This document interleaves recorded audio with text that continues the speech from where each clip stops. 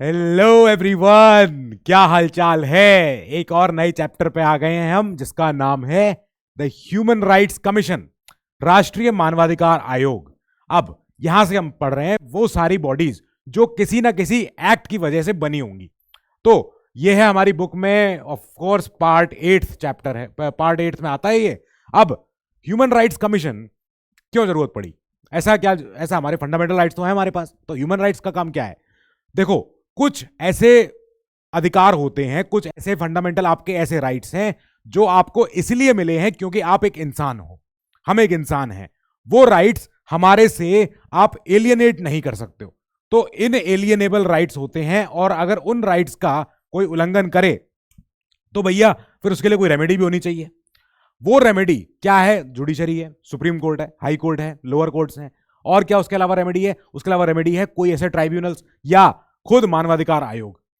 जैसे कुछ स्पेशल ऐसे जो हमारे समाज के तबके हैं, जो कमजोर रहे हैं, जो शोषित रहे हैं, कई समय से एकदम परेशान किए गए हैं, उनको दबाया कुचला गया है। जैसे नेशनल कमीशन फॉर वुमेन इसलिए बनाया गया क्योंकि महिलाओं के साथ हर समय में और हर जगह पे जिसे कहते हैं अनहोनी हुई है, गलत हुआ है, और वो हमेशा लॉस पे रही हैं। तो फाइनली एनसीडब्ल्यू आता है, नेशनल कमीशन फॉर वुमेन। जब कहीं किसी जगह पे खबर आती है कि उड़ीसा में, हाथरस में, या जब जम्मू में, कठुआ में, जब कोई ऐसा दर्दनाक हादसा की खबर आती है कि किसी महिला या किसी बच्ची के साथ कुछ गलत हुआ है, तब ऐसे में एनसीडब्ल्यू जागता है, रिपोर्ट मंगवाता है, एक्शन टेकन रिपोर्ट मंगवाता है, केस दर्ज करवाता है जुडिशरी में। दैट मीन्स कि ये वो संस्थाएं हैं जो इंसानों के लिए काम कर रही हैं ताकि उनका कहीं जहां अहित हो रहा है वो ना होने पाए। अब ये कोई हमने एकदम से अपने आप से नहीं सोचा, इसके पीछे भी कुछ कुछ हिस्ट्री रही है। तो हिस्ट्री, अब देखो, हिस्ट्री तो है सो है, पर 2021 का क्वेश्चन है क्योंकि 2020 में कई कई कई ऐसी न्यूज आई थी, सब कुछ हुआ था, जिसमें हम देख रहे थे कि बहुत सारे ह्यूमन राइट्स वायलेशन हो रहे थे जो एलिजेडली परपेट्रेट किए गए थे by the public servants, by army, by कोई और ऐसे। तो हाल में ही क्वेश्चन आ भी रहे हैं, ठीक है। उसके पहले भी 2018 में भी क्वेश्चन आया है। फिर कल्पना कैसे हुई, क्या सोचा गया? 12 अक्टूबर को 1993 को तो एनएचआरसी का जन्म होता है, ठीक है। हुआ कैसे? एक एक्ट के द्वारा। एक्ट को हम बोलते हैं कि देखो, protection of human rights act, पहरा पहरा बोल लो इसको, कि पहरेदारी है। तो पहरा एक्ट में फिर बाद में अमेंडमेंट आता है 2006 में, ठीक है, अमेंडमेंट आ गया। अब एक एक्ट के द्वारा बना है, इसलिए ये एक स्टैट्यूटरी बॉडी है, नॉट ए कॉन्स्टिट्यूशनल बॉडी। अच्छा, लेकिन क्या ये अपने आप से सोची गई? कोई बाहर से कोई आइडिया मिला? हाँ, मिला। क्या हुआ था? पेरिस में एक अक्टूबर 1991 में एक कॉन्फ्रेंस हुई थी। कॉन्फ्रेंस कह लो, चाहे उसको वर्कशॉप कह लो, जहां पे कई सारे देशों के लोग आए और बात हो रही थी कि हम एक पहली बार कर रहे हैं international workshop on national institutions for the promotion and अपना protection of human rights held in Paris. ये हुआ, ठीक है। फिर पेरिस में ये पेरिस प्रिंसिपल का गठन हुआ। इसमें बोला गया कि हाँ, सब दुनिया में, सब देशों में कुछ कुछ ऐसी संस्थान होने चाहिए जो किसी भी तरह की अगर कोई गलती हो कहीं किसी से हो तो उसके अपराध की सजा मिल पाए, उसके अपराध की तहकीकात हो पाए उसको। ये पेरिस प्रिंसिपल्स में कहा गया था। यूएन असेंबली ने ही 2 साल बाद इसको रेटिफाई भी किया। ये यूएन की जनरल असेंबली ने इसको एक रेगुलेशन के द्वारा, रेगुलेशन ये है 48/134, तो दिसंबर 2 साल बाद इन्होंने उसको रेटिफाई किया, ठीक है। जब दिसंबर में इन्होंने यहां किया, हम उसके अराउंड ही आ चुके थे। हमने कहा लाओ, हम ले आए हैं उसको, देख लो, हमारे यहाँ एनएचआरसी है। फिर एनएचआरसी ने हमारे काम करना शुरू किया, पर इसके और पहले जाओ, ठीक है। तो कमीशन, जब देखो, यूएन के तो बहुत सारे कन्वेंशन होते हैं, बहुत सारे, यूएन हमेशा शुरू से बात करता आया है। जैसे अभी मैं आपको बताऊंगा आगे, इंटरनेशनल ये हमारे जो ये होते हैं, कवेनेंट्स होते हैं, ठीक है। कमीशन के पास जिम्मेदारी मिल जाती है कि हाँ भाई, आप हो watchdog of human rights in the country. कोई आपसे कहे, क्या आपके अगर प्रीलिम्स में क्वेश्चन आता है कि हमारे फंडामेंटल राइट्स का प्रोटेक्टर कौन है, गार्डियन कौन है, तो आपका आंसर क्या होगा? जो आपको पता है वही आंसर है। पर ये इनके लिए एक एम है, इनका ऑब्जेक्टिव है कि आप ह्यूमन राइट्स की पहरेदारी करे रहना। ह्यूमन राइट्स का वायलेशन अगर हो तो उसकी पकड़ करना, उसको देखना कि कहां गलती हुई है। अब ये पहरा एक्ट में ही ये लिखा है, section 2 subsection D.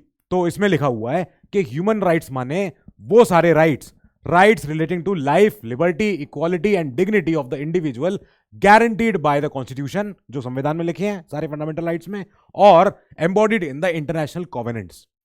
International covenants क्या होता है? देखो, इंटरनेशनल कोवेनेंट्स होता है, इसको मैं आईसी लिखूंगा, ठीक है, अभी समझ लेना। International covenants on economic civil and political rights, ये थे। ये क्या है ये सब? तो ये 1966 में, 1966 के अराउंड ऐसे कुछ कोवेनेंट्स को यूएन की जनरल असेंबली ने अडॉप्ट किया था 1966 में। और यहां तब बात होने लग गई थी यूएन की असेंबली में कि हम कुछ बनाना चाह रहे हैं, इंटरनेशनल कन्वेंशन, इंटरनेशनल कोवेनेंट्स।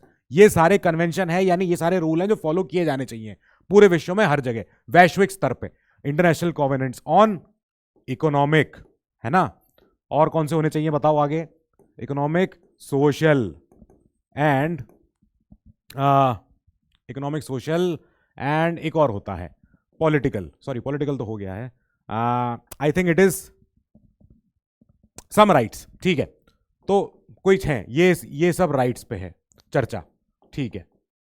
अब पॉलिटिकल राइट्स ये भी हैं इधर। तो ये कुछ इंटरनेशनल कोवेनेंट्स इन्होंने अडॉप्ट किए, एक्सेप्ट किए यूएन की जनरल असेंबली ने 1966 में, ठीक है। इंडिया ने इस कन्वेंशन को अडॉप्ट किया 1979 में। मतलब नेहरू जी की सरकार के सामने ही हमने यूएन में देखा था होता हुआ कि कुछ इंटरनेशनल कन्वेंशंस को अडॉप्ट किया जा रहा था यूएन की जनरल असेंबली में। फिर हमने समय और लिया, थोड़ा सा 12-13 साल लग गए हमको, और 1979 में हमने उन कन्वेंशंस को अडॉप्ट कर लिया अपने यहाँ, जब इमरजेंसी हो चुकी है उसके बाद, ठीक है, कि हम सिविल पॉलिटिकल राइट्स की बात करेंगे, इकोनॉमिक, सोशल, पॉलिटिकल जस्टिस की बातें करेंगे, सब कुछ होगा, अच्छे से होगा। तो वो सारे ये सारे कोवेनेंट्स और वो सारे अधिकार जो संविधान में हैं, उन सब की सुरक्षा करने की जिम्मेदारी पेहरा एक्ट के तहत इनको दी जा रही है, एनएचआरसी को, ठीक है। यही इनके ऑब्जेक्टिव बनते हैं बाद में। क्या बने? To strengthen the institutional arrangements through which human rights issues could be resolved, could be addressed in their entirety in a more focused manner.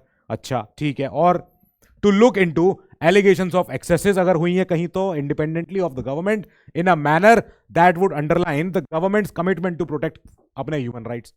अगर कहीं कोई एलिगेशन होगा, अगर कहीं से एलिगेशन आ रही है कि सरकारी तंत्र के वजह से किसी के ह्यूमन राइट्स का उल्लंघन हुआ है, या कहीं ज्यादा एक्सेस हुई है, एक्सेस माने एक्सेस यूज ऑफ पावर, कहीं ज्यादा लाठीचार्ज हुआ है, कहीं ज्यादा पुलिस कस्टडी में कोई डेथ हो गई, पुलिस कस्टडी में कोई टॉर्चर हो गया, कुछ भी हो गया, 3rd डिग्री दे दिया गया, उन सब की अगर कोई तहकीकात करवानी, जांच करवानी है, independent of the government, government के साथ रह के तहकीकात नहीं होगी, वरना सरकार तो कह देगी अरे कुछ नहीं हुआ है, सब ऐसी बातें।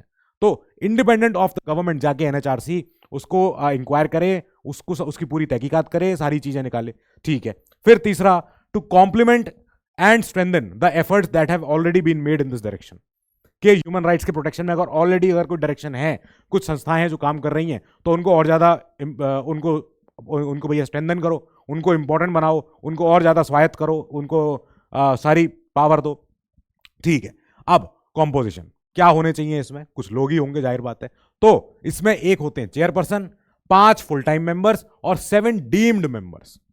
ये क्या होते हैं डीम मेंबर? डीम मेंबर माने ऐसे लोग जिनको ह्यूमन राइट्स में काम करने का एक्सपीरियंस रहा है, ठीक है। तो अभी कौन है? श्री जस्टिस अरुण कुमार मिश्रा जी, ये सुप्रीम कोर्ट के जज रहे थे, और अभी इनको हमने एनएचआरसी का चेयरमैन बनाया हुआ है, चेयरपर्सन बनाया हुआ है, ठीक है। फिर इनके नीचे member, ex officio member, ex officio member, ex officio member, ex officio member, special invited to statutory full commission, ex officio member, ex officio member. मतलब ये क्या है एक्स ऑफिशियो मेंबर? ये सारे वो लोग हैं जो ऑलरेडी किसी ना किसी संस्थान के चेयरपर्सन हैं, जो संस्थान हम पीछे अभी देख चुके हैं कई सारे। तो जैसे national commission for minorities, NCSC, ancestry, NCW, NCPCR, ठीक है। तो ये सारे कमीशंस के चेयरपर्सन हैं जो खुद इसमें एक मेंबर है। अब ये एक्स ऑफिशियो चेयरमैन है, मेंबर्स हैं, क्योंकि ये बहुत इंपॉर्टेंट ऐसा काम संभालते हैं, वल्नरेबल ग्रुप्स के लिए काम करते हैं ये लोग। तो हमने बोला कि आप एनएचआरसी का मेंबर तो बनो ही बनो, क्योंकि आप उन लोगों के लिए काम कर रहे हो जो ऑलरेडी माइनॉरिटी हैं, ऑलरेडी कमजोर हैं, ऑलरेडी फाइनेंशियली, इकोनॉमिकली या पॉलिटिकली या फिजिकली कमजोर रहे हैं। तो आपको उनकी हिफाजत करनी है, इसलिए जरूरी है कि आप एनएचआरसी के मेंबर ही बन जाओ, यहां बैठ के बातें हो जाएंगी और अच्छे से, ठीक है। और देखते हैं कॉम्पोजिशन क्या है। तो चेयरपर्सन कौन हो सकते हैं? या तो सुप्रीम कोर्ट के चीफ जस्टिस या कोई जज, बस ये दोनों में से कोई चीज, और कोई तीसरी चीज नहीं होगी। सीजेआई होंगे या तो, या जज होंगे सुप्रीम कोर्ट के ही। अच्छा, ठीक है। अब बाकी जो मेंबर्स हैं उनका क्या? तो या तो वो सुप्रीम कोर्ट के सर्विंग या रिटायर्ड जज होंगे, या वो हाई कोर्ट के सर्विंग या रिटायर्ड चीफ जस्टिस होंगे, ठीक है, ओके फाइन, ये भी समझ में आ गया। अब और जो 3 मेंबर होने चाहिए, जिसमें से एक महिला हो ही हो, उन 3 मेंबर्स को दे शुड हैव नॉलेज और practical experience with respect to human rights, कि उन्होंने ह्यूमन राइट्स में ऑलरेडी काम कर रखा हो, कोई संस्था चलाई हो, कहीं और किसी संस्थान में वो अपने डायरेक्टर रहे हो, या किसी बॉडी में जाके उन्होंने एक्चुअली कोर्ट में काम किया हो, कुछ ना कुछ काम किया हो, तो नॉलेज हो उन्हें। ठीक है, अब कमीशन में जो 7 मेंबर्स हैं, एक्स ऑफिशियल मेंबर, जिनकी हमने पीछे जिक्र किया, वो कौन कौन है? एनसीएम के, एनसीएम यहां पे नेशनल कमीशन फॉर मैन की बात नहीं हो रही है, मैन की बात नहीं कर रहा हूं मैं, ठीक है। एक एनसीएम आजकल बहुत चर्चा में रह रहा है कि राष्ट्रीय पुरुष आयोग भी होना चाहिए, तो अभी ये वो नहीं है एनसीएम, एनसीएम ये दूसरा है, नेशनल कमीशन फॉर माइनॉरिटीज, अल्पसंख्यकों के लिए। फिर एससीज वाला कमीशन, एसटीज वाला कमीशन, विमेन का commission, commission for backward classes and commission for protection of child rights, ये राइट्स यहां पर आएगा, ठीक है। तो राइट्स, यहां से राइट्स काट देते हैं, और chief commissioner for person with disabilities, ठीक है। ये लोग आ गए यहां पे, ये लोग अब मेंबर हैं इस बॉडी के, जिसके चेयरपर्सन है जस्टिस श्री अरुण कुमार मिश्रा जी इस समय, आज के समय में, ठीक है, ओके फाइन। फिर क्या हुआ? फिर इनका अपॉइंटमेंट कराना है, ठीक है। अपॉइंटमेंट करेंगे राष्ट्रपति जी, राष्ट्रपति जी करते हैं चेयरपर्सन का भी अपॉइंटमेंट, बाकी मेंबर्स का भी अपॉइंटमेंट, पर अपने आप से करते हैं? नो, इनके पास रिपोर्ट आती है इस एक कमेटी से। ये कमेटी है 6 मेंबर्स कमेटी, जिसमें प्राइम मिनिस्टर होते हैं as a head, speaker of Lok Sabha, deputy chairperson of Rajya Sabha, leaders of opposition in the of both the houses in the parliament and central के होम मिनिस्टर। ये 6 लोग की टीम एक कमेटी बनाती है। ये कमेटी क्या तय करेगी कि कौन चेयरपर्सन होंगे, कौन मेंबर्स आएंगे, इसमें क्या क्या होंगे।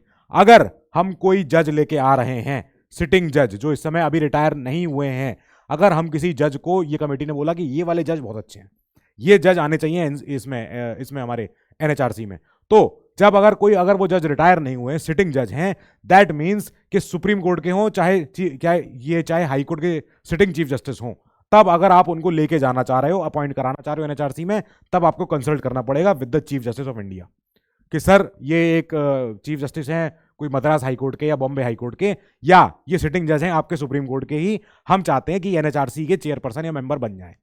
ठीक है, सुप्रीम कोर्ट के सीजेआई कहेंगे बैठ के बात कर लेते हैं, रुक जाओ, इनके पास एडिशनल बहुत काम है, और इनकी जगह पे आप चाहो तो इनको ले जाओ या उनको ले जाओ, जो भी है, अगर आपको सिटिंग जज ही चाहिए तो, वरना तो रिटायर्ड जज हमारे पास कई सारे हैं जिनको हम एडॉक तरीके से बुलाते हैं कभी कभी काम करने के लिए, आप उनको ले जाओ।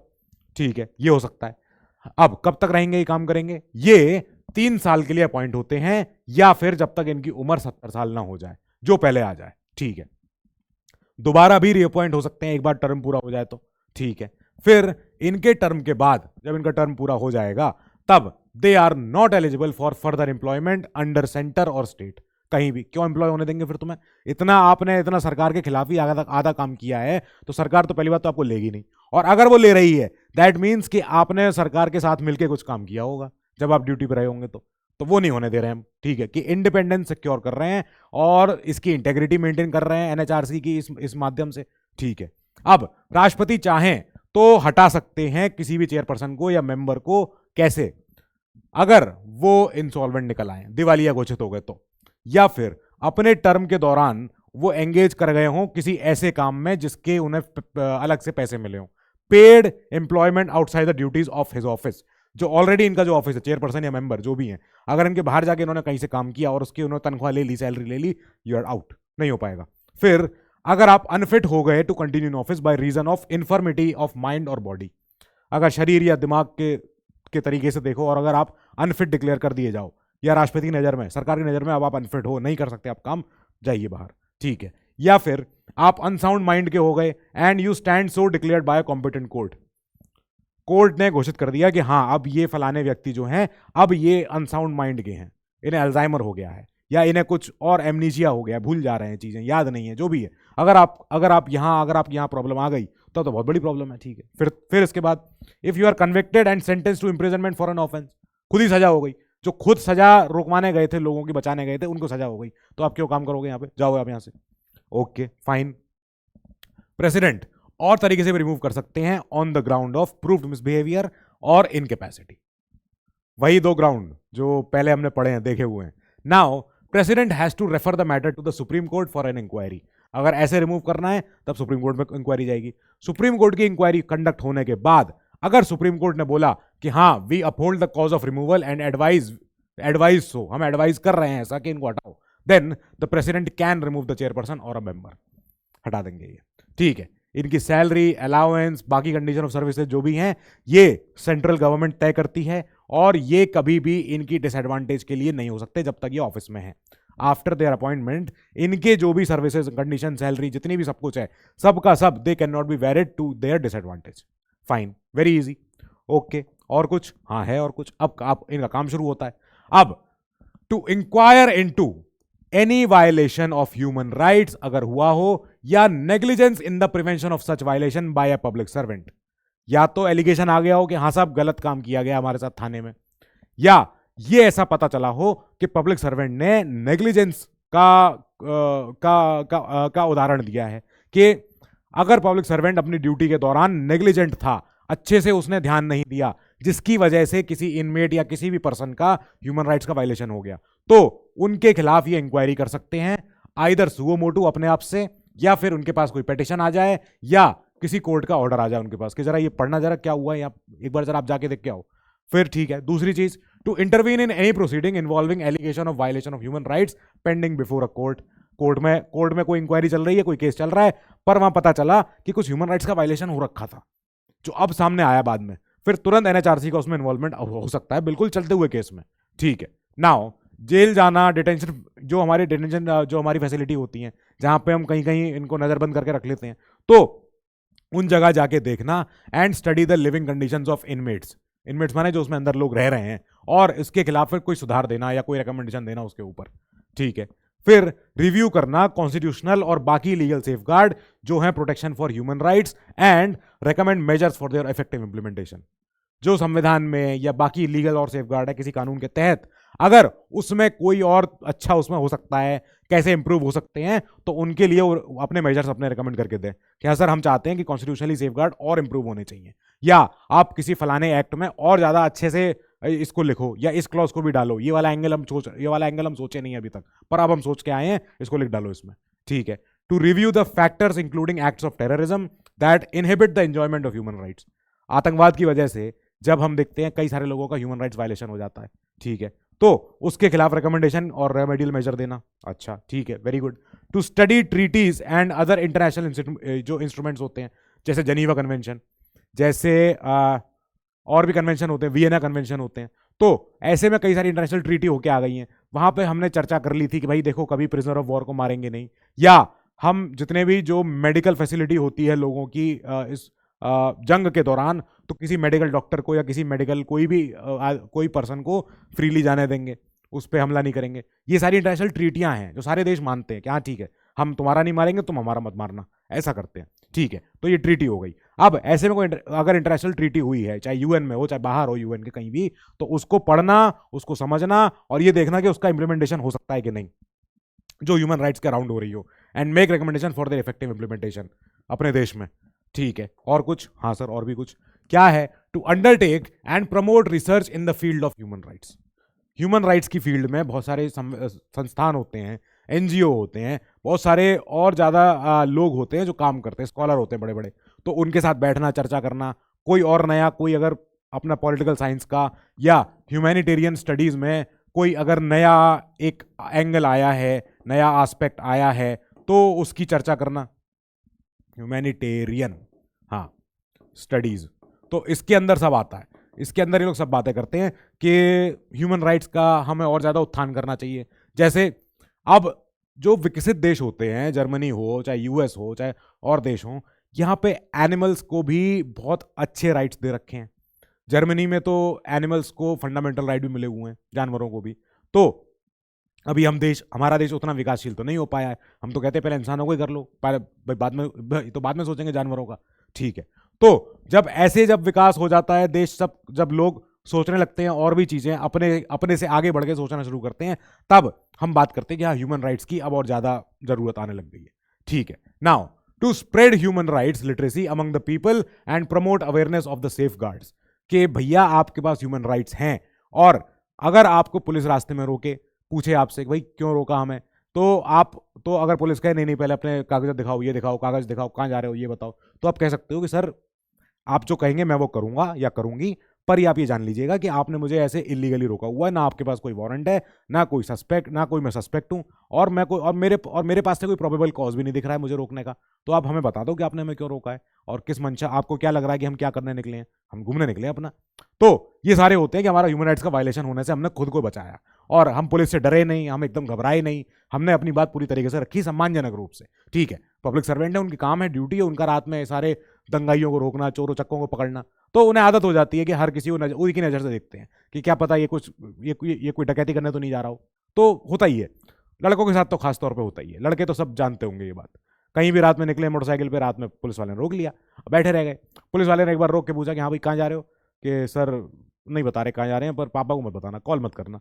इतने में आप घबरा गए, पुलिस वाले ने समझ लिया आपका, कि वो कहेगा लाओ नंबर, लाओ पापा का, बात करूँ अभी, हो गया काम। ऐसे में अगर आप स्टूडेंट रहे हो अगर आदित्य सर के, ये मत कहना, तो आप बोल सकते हो कि देखो सर हम आपको सब दिखा रहे हैं, आप जो कहोगे वी विल कंप्लाई, हम अच्छे से, पर हम बस यहाँ से वहाँ जा रहे थे और अभी हम वापस घर चले जाएंगे अपने, या हॉस्टल चले जाएंगे अपने, हॉस्टल जहाँ भी, पीजी आप जहाँ भी रहते हो। तो ये सब तरीके हैं बात करने के। दैट मीन्स कि you are aware and you know your human rights, you know your rights itself. आपकी गाड़ी की चाबी निकालना पुलिस की, ये पुलिस का हक नहीं है। या आप पुलिस की वीडियो बनाने लग जाओ, वीडियो बना लो पुलिस की, ये पुलिस को हक नहीं है कि आपका फोन लेकर तोड़ दे, ये हक नहीं है। अभी आर्मी की अभी न्यूज़, एक वीडियो बहुत ज़्यादा वायरल हो रही थी कि कश्मीर में उन्होंने कुछ कुछ हुआ है वहाँ पे, तो बहुत सारा वहाँ पे प्रताड़ना हुई है। अब क्यों हुई है? क्योंकि पहले आर्मी के ऊपर हमला हुआ था, आर्मी के 2-3 जवान शहीद हुए हैं वहाँ पे, जिसके बाद से आर्मी ने क्रैकडाउन किया और बहुत सारे आतंकवादियों को पकड़ा। फिर उसके बाद कश्मीर में अब वीडियो आने लग गई है कि नहीं नहीं इनोसेंट लोग थे और ये हो गया वो हो गया। तो अब कह रहे हैं कि आफ्सपा जो प्रॉब्लम है, आफ्सपा की वजह से ही सब होता है, और ये रूल जाना चाहिए, ये एक्ट जाना चाहिए, इसकी वजह से बहुत नुकसान हो रहा है कश्मीरियों का, फलाना फलाना। ठीक है, तो ये सब ह्यूमन राइट्स की बातें हैं। Now to encourage the efforts of NGOs working in the field of human rights, जैसे आजकल एक जो मैं चर्चा कर रहा था एनसीएम की, नेशनल कमीशन फॉर मेन, तो पुरुषों के साथ भी अन्याय हो रहा है। एंड हम तो लड़के हैं जनाब, हमें तो पता है क्या होता है। तो अब एनसीएम का मांग क्यों है पता है?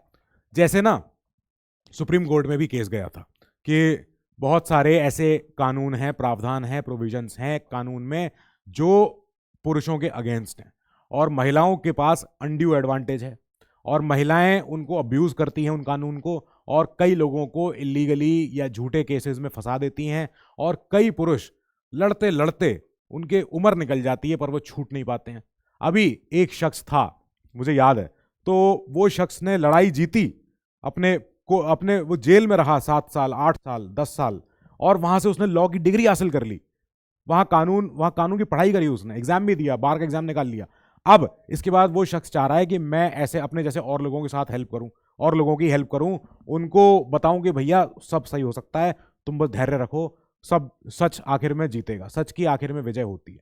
तो अब कई कई लोगों को मैं देख रहा हूं कि वो आजकल परेशान होते हैं, ये कहते हैं कि सर हम तो शादी नहीं करेंगे, सर हम तो गर्लफ्रेंड भी नहीं बनाएंगे, हम तो ये भी नहीं जाएंगे, नहीं करेंगे, क्योंकि हम बहुत ऐसे केस सुनते हैं। केस एक्चुअली में ऐसे ज्यादा पब्लिसाइज होते भी हैं। अब जो एक्चुअली में जिस महिला के ऊपर अगर कोई गुजरती है कोई खराब घटना, वो महिला तो कितने % चांस है कि वो महिला सामने आए? बहुत कम चांस है कि वो आती है। अब क्या कौन से केस सामने आते हैं? जो झूठे डाउरी के केस हैं, जो झूठे फेक रेप के केसेस हैं, तो ये वाले केस ज्यादा सामने आ जाते हैं। अब महिलाओं के लिए भी ऐसे ज्यादा प्रावधान नहीं है। अगर फेक रेप केस में अगर किसी को अंदर करवा दिया पुरुष को, और बाद में वो रेप केस झूठा भी निकला, तो महिला के पास पेनल्टी लगाने का, महिला के ऊपर पेनल्टी लगाने का ज्यादा ऑप्शन नहीं है। ये इशू है, फंडामेंटल इशू है।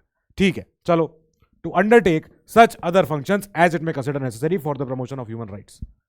तो कई सारे एनजीओ जो होते हैं वो इसमें काम करते हैं, इसमें महिलाओं के लिए भी करते हैं, पुरुषों के लिए भी करते हैं, बच्चों के लिए भी करते हैं, एनिमल्स के लिए भी करते हैं। पर एनिमल्स क्योंकि ह्यूमन राइट्स के दर्जे में नहीं आते हैं तो उनका कोई जिक्र नहीं है। ठीक है, उनके लिए कुछ और ज्यादा नोबल सोल्स हैं, हम और आप जैसे लोग जो जानवरों के लिए काम करते हैं, अच्छा काम करते हैं।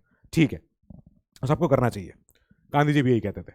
नाउ कमीशन ने क्या किया है कि हमें अगर इतने सारे फंक्शन निभाने हैं तो कमीशन का एक प्रायोरिटी वाला काम तो तय हो गया है कि कमीशन को सबसे ज्यादा जो एक प्राइमरी उनका गोल है, उद्देश्य है, वो है प्रोटेक्शन ऑफ ह्यूमन राइट्स। अब ये करवाने के लिए कमीशन ने कहा कि हम हर तरफ बैठक करेंगे, हम कैंप कार्यालय लगाएंगे, कैंप सिटिंग करेंगे, ओपन हियरिंग करेंगे जहां पे लोग आ सकते हैं हमारे पास। कमीशन ने ऑर्गेनाइज किया है different different parts of country में ये सब चीजें, to provide justice at the door steps of the victims of the human right violation. और यहां पे ये सारे जो कैंप सिटिंग हैं और ये जो तरीके हैं, they have prove to be of immense useful of ये अपनी यूटिलिटी।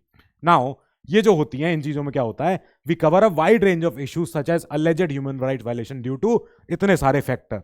ये सारे फैक्टर की वजह से अगर कोई ह्यूमन राइट्स वायलेशन हो रहा है तो यहां पे इन कैंप सिटिंग में, ओपन हियरिंग में ये सारी बातें निकल निकल के आ जाती हैं सामने। जैसे negligence by public servants in the prevention of such violation, अच्छा ठीक है। Alleged custodial death, police custody में डेथ हो गई, अपनी जुडिशियल कस्टडी में डेथ हो गई। Torture, fake encounters, police high handedness, जहां पुलिस ज्यादा ही डंडा चलाती है, वो एकदम पूरा हुक्म चला देती है। Violations committed by security forces. अब यहां एक प्रॉब्लम भी, अभी आगे डिस्कस करेंगे उसको। Conditions relating to prisons, atrocities committed on women and children, अच्छा, और कोई बाकी वल्नरेबल सेक्शन है सोसाइटी के तो। ऑल्सो कम्युनल वायलेंस, जब संप्रदायवाद हो जाता है, हिंदू मुसलमान हो जाता है, या धर्म के नाम पे कोई और किसी कम्युनिटी के नाम पे अपना वायलेंस हो जाए। बॉन्डेड एंड चाइल्ड लेबर, बंधुआ मजदूरी या बाल मजदूरी। नॉन पेमेंट ऑफ रिटायरल ये अपने बेनिफिट्स, काम किया उम्र भर, पेंशन भी जोड़नी चाहिए थी लेकिन बाद में पेंशन मिल नहीं रही है, ठीक है। Negligence by public authorities and atrocities on एससीज एंड एसटीज। इन सारी वजहों से अगर कोई ह्यूमन राइट्स वायलेशन हो रहा है तो वो इन कैंप सेटिंग में, ह्यूमन ओपन हियरिंग में वो सामने आ जाता है, दिख जाता है कि अच्छा हो रहा है, अब इस पर काम करना शुरू कर देते हैं। फिर काम करना शुरू करते हैं कैसे? कमीशन का हेडक्वार्टर है दिल्ली में, कमीशन चाहे तो और भी कहीं किसी प्लेस में अपना हेडक्वार्टर या कोई और अपना रीजनल हेडक्वार्टर खोल सकता है, बना सकता है। It is vested with the power to regulate its own procedure. अपने आप बनाते हैं कि हम कितने ऑफिस में रहेंगे, हम कितने कौन सी बिल्डिंग में रहेंगे, कितनी होना चाहिए, हमारा काम करने का तरीका कैसा होगा, कंप्यूटर सिस्टम, सारी सॉफ्टवेयर चीजें, सब कुछ। It has all the powers of a civil court and proceedings कैसी होती हैं? जुडिशियल कैरेक्टर की होती हैं।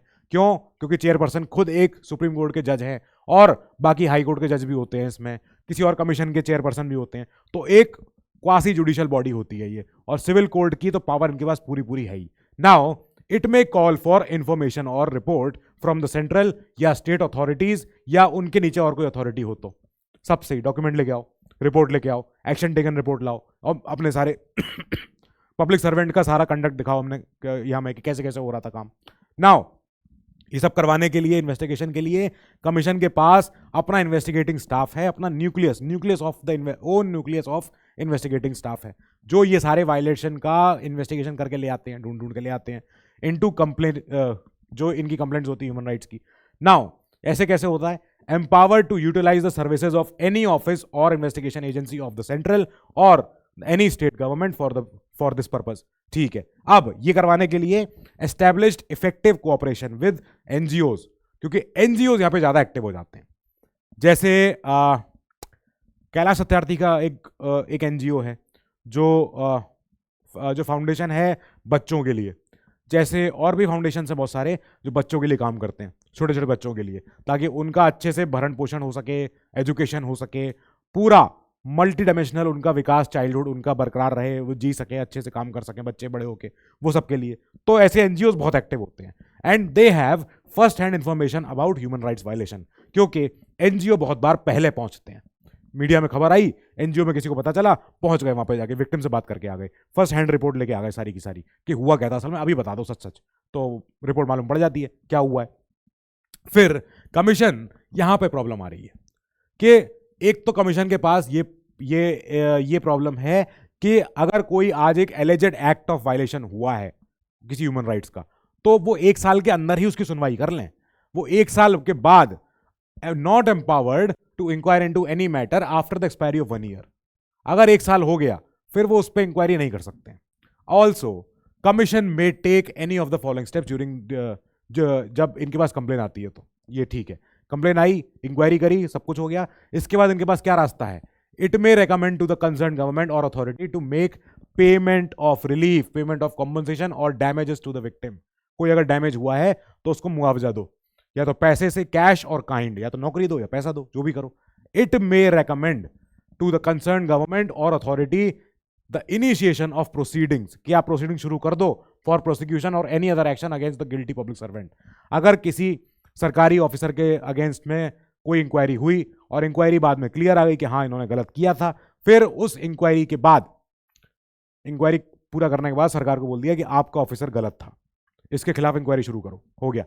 Now it may recommend to the concern government और authority for the grant of immediate relief, interim relief to the victim. Victim को अगर problem हो रही है, विक्टिम ही जेल में है, बोलो वो तो कंप्लेन लिखवाने आया था, विक्टिम को उठा के जेल में डाल लिए, तो उसको इंटरिम रिलीफ दो, बेल दिलवाओ उसको, जो करवाओ, उसको छोड़ो, जो भी करना है। It may approach the supreme court और other high court concern for the necessary directions, orders और रिट्स, कि सर प्रॉब्लम आई है और हमने जुडिशरी को अब हमने लिख के दे दिया है कि हमारी तरफ से रिपोर्ट में ये है कि हाँ अब आपको ये वाला कोर्स हम आपको रेकमेंड करते हैं, हमारी फाइंडिंग्स में ये आ रहा है, ठीक है, बता दिया गया। नाउ ये इनकी ऑर्गेनाइजेशन है, एक चेयरपर्सन, ठीक है, फिर मेंबर 1 2 3 4 5, फिर उसके बाद सेक्रेटरी जनरल जो सीईओ की भूमिका निभाते हैं, जिनके पास पूरी पावर होती है सारे एग्जीक्यूटिव एक्शन लेने की, और 2 डिवीजन इनके सबसे बड़े हैं, इन्वेस्टिगेशन डिवीजन, ठीक है, लॉ डिवीजन।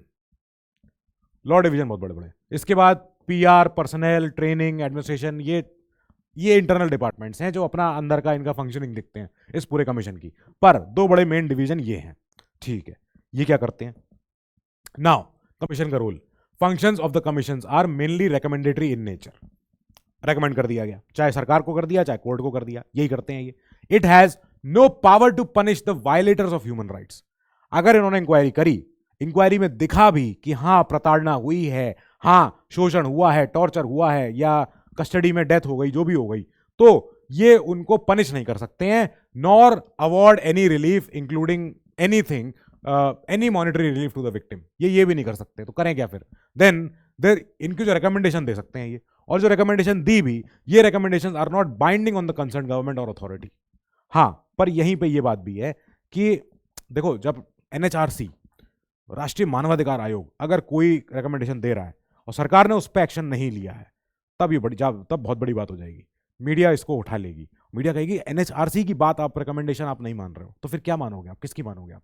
तब ये होना चाहिए कि इनकी रिकमेंडेशन, और ये एक मेंबर थे जस्टिस, नाम भूल रहा हूं मैं इनका, ये जज थे, तो इन्होंने बोला था कि government can not wash away the recommendations made by the जो अपना कमीशन है।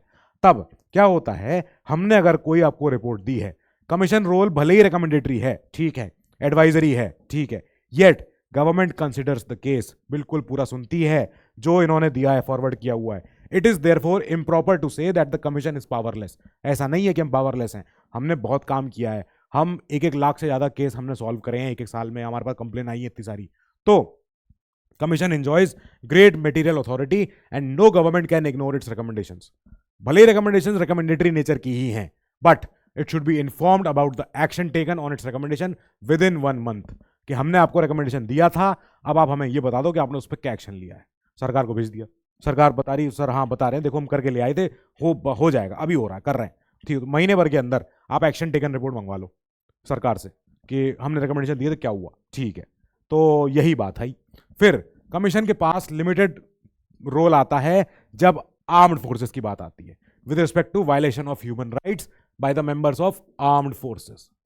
जहां भी navy, military, army, air force, paramilitary force और भी कोई जो सशस्त्र बल होता है यूनियन का, तो अगर उनके किसी पर्सनल की वजह से कोई ह्यूमन राइट वायलेशन हुआ है कहीं पे, तो उस केस में इनके पास रोल बहुत लिमिटेड है।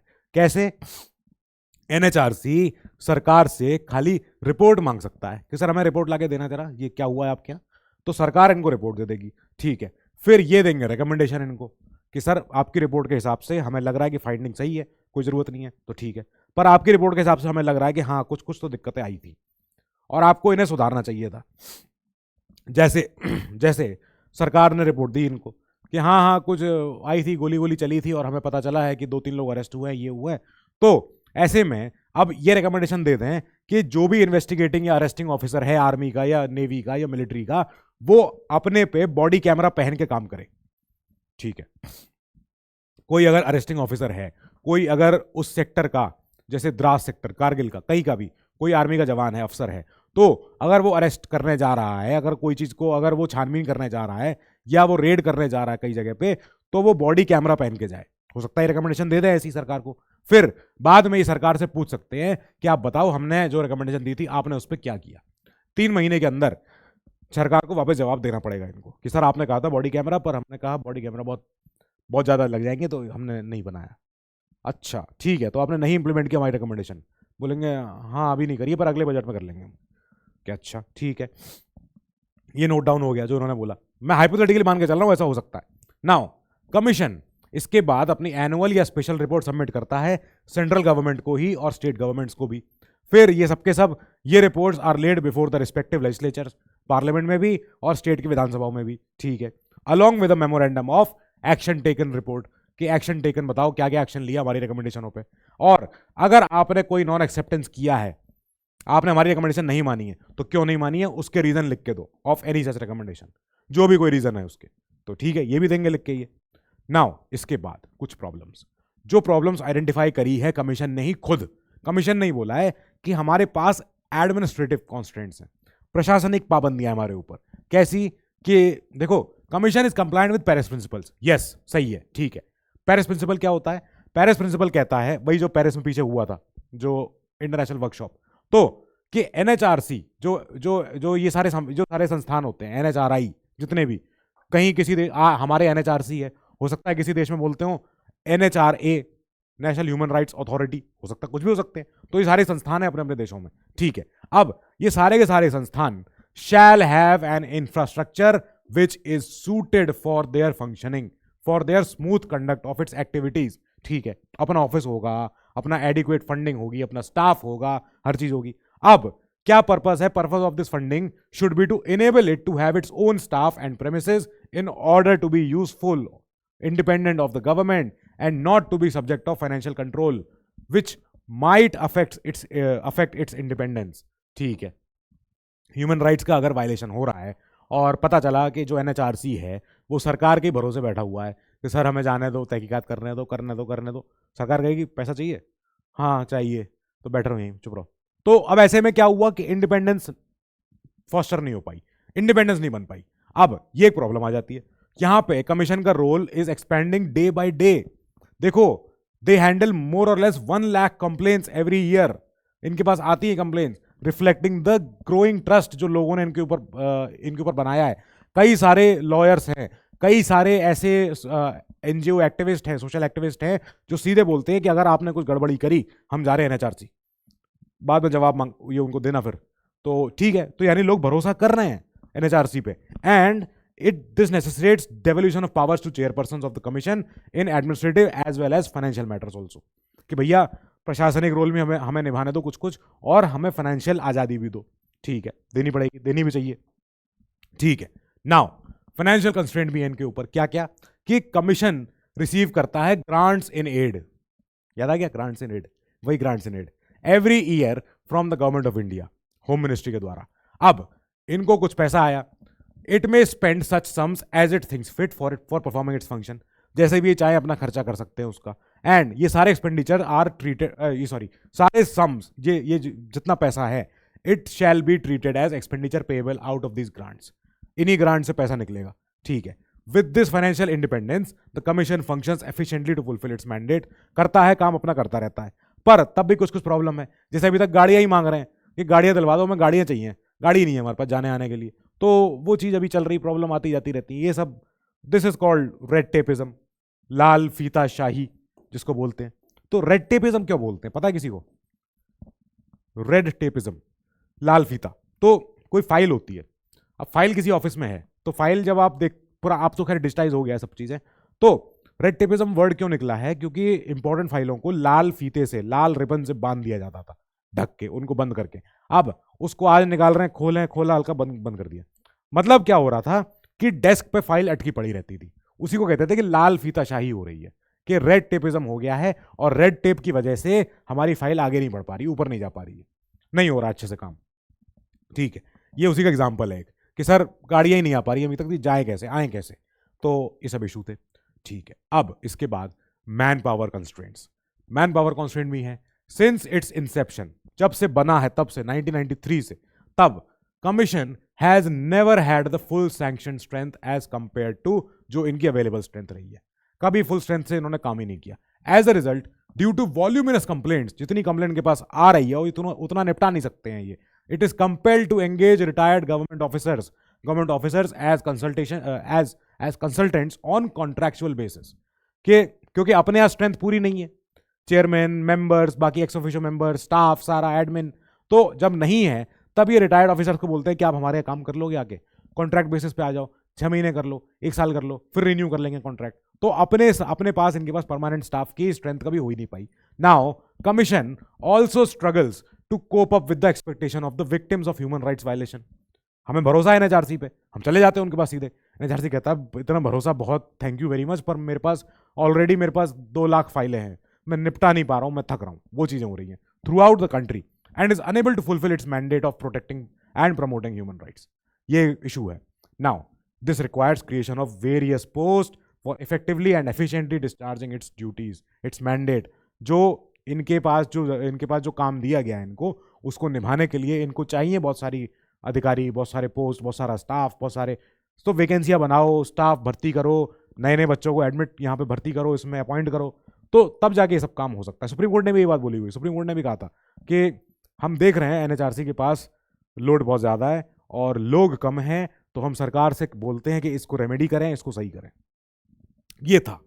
फिर ये इनके पास डेटा आया हमारे पास, ठीक है, 31,000 केस, 18,000 केस, ये पेंडिंग केस हैं. अब तो बढ़ते ही जा रहे हैं, 15,000, 23,000, 28,000, 40,000, ये सारे केसेस हैं. 2014-15 तक का डेटा है ये. तो अभी तो इसके आगे तो और बढ़ चुके हैं केस.